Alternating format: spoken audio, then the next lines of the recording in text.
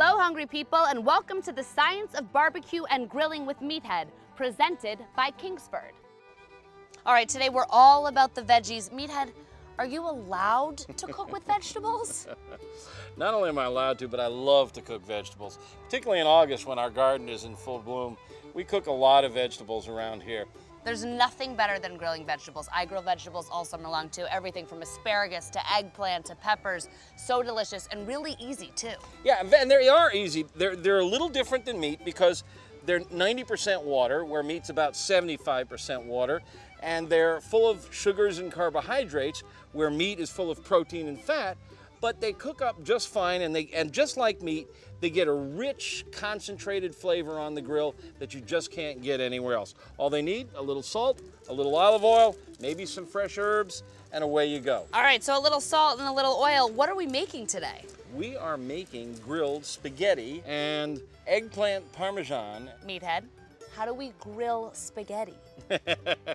Well, we're not gonna grill the pasta. Oh. We're gonna make the marinara sauce for the pasta on the grill. That's what we have here. We've got tomatoes, carrots, celery, and onion. Okay, and those grilled veggies are gonna make that sauce taste better You than just ever. grind them up and they concentrate the flavors rich, and you can use them. We'll use them on the eggplant parm. You can use it on a pizza. You can use it on spaghetti, artichokes, whatever you use a red sauce on. Off to the grill. So here I'm gonna dump in some of the regular blue bag Kingsford charcoal. And then I'm going to take some crumpled up newspapers, put it under the chimney, light them,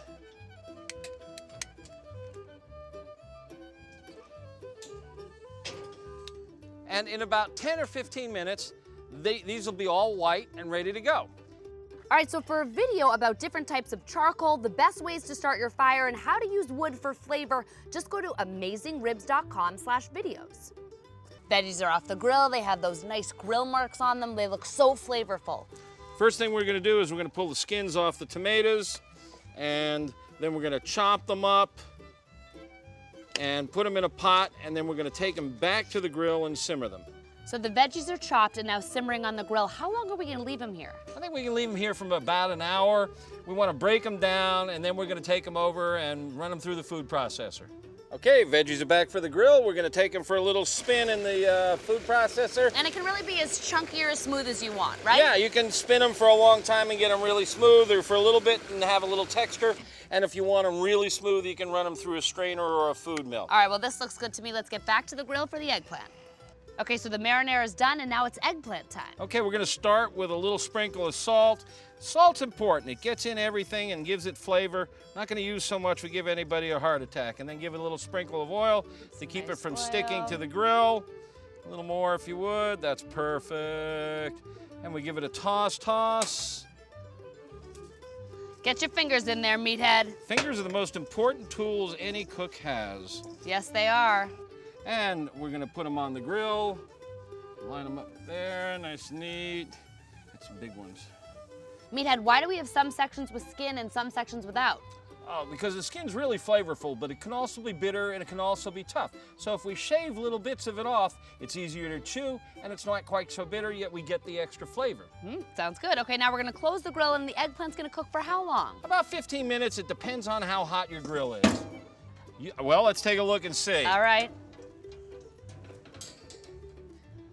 Oh, that's gorgeous. See how it's nice and brown and toasted and it's not burnt? Looks good. Yes, ma'am. And here's the marinara that we made. This is the marinara. We're gonna put a little on there. Ooh, yeah, we are. Hey, why don't you grab some basil from that little leaf basil bush there? This is a really neat breed that my wife discovered. They're little tiny leaves, so they don't need to be chopped. Wow. All right, so put a little on Put over it right on top of the sauce here.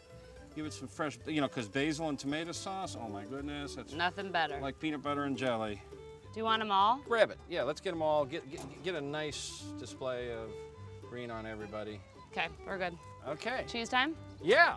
This is real Parmigiano-Reggiano from Italy, not the stuff from the green plastic tube, and it's got a much better flavor, and you can't make eggplant Parmesan without real Parmesan. All right, and then we add a nice piece of mozzarella right on top. Okay, we got all the cheese down. We're gonna close the lid and bake it in a little bit, see if we can melt that cheese, and we're ready to eat. Yes.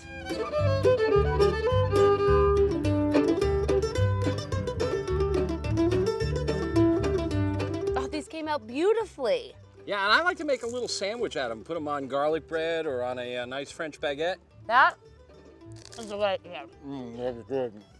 And you really can taste the eggplant. It's not like that fried stuff. And remember, cooking for others is an act of love, and the most important ingredient is not what's on the plate, it's who's in the chairs.